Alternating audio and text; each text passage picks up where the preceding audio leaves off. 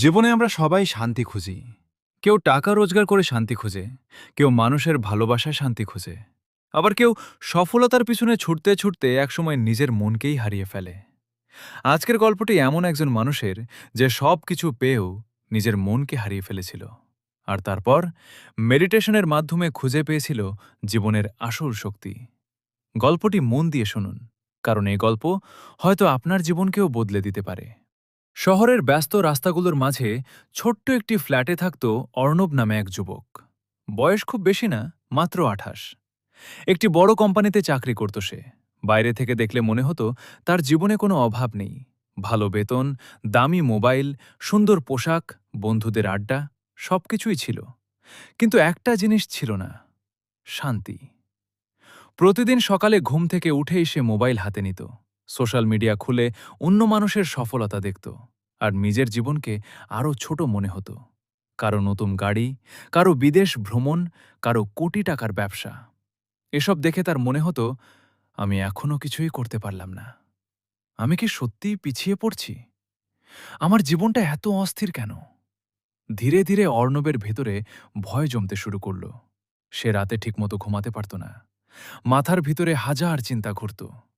একসময় সে মানুষের সঙ্গে কথা বলা কমিয়ে দিল।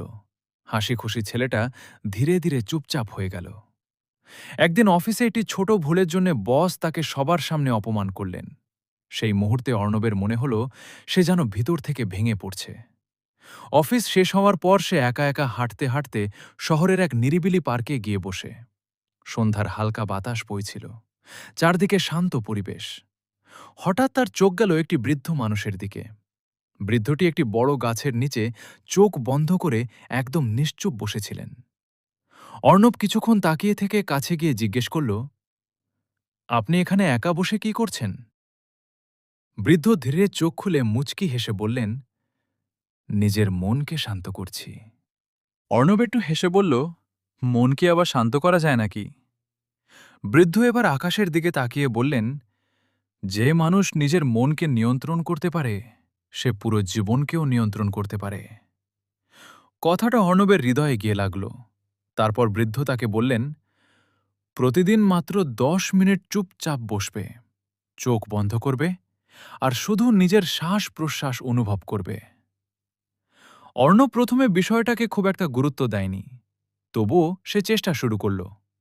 প্রথম দিন চোখ বন্ধ করতেই তার মাথায় আরও বেশি চিন্তা আসতে লাগল। পুরনো ব্যর্থতা, ভবিষ্যতের ভয়, মানুষের কথা। সে বিরক্ত হয়ে চোখ খুলে ফেলল। তার মনে হল এতে কোনো লাভ নেই। কিন্তু বৃদ্ধের শেষ কথাটা তার মনে পড়ে গেল, শান্তি একদিনে আসে না, নিজের মনকে সময় দিতে হয়। অর্ণব হাল ছাড়ল না। প্রতিদিন সকালে সে কয়েক মিনিট মেডিটেশন করতে লাগল।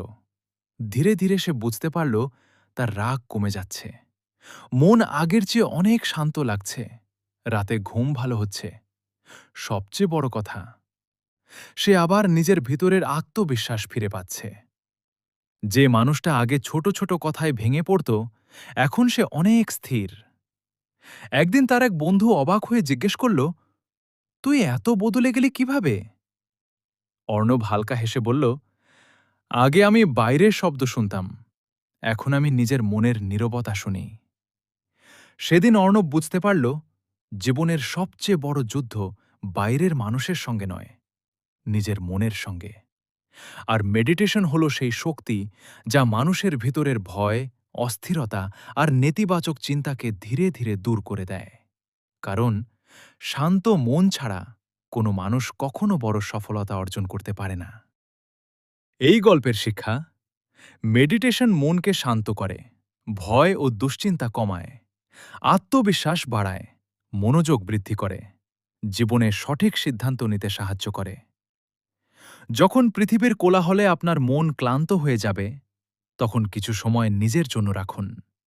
চোখ বন্ধ করুন, গভীর শ্বাস নিন, কারণ শান্ত মনই সফল জীবনের সবচেয়ে বড় শক্তি।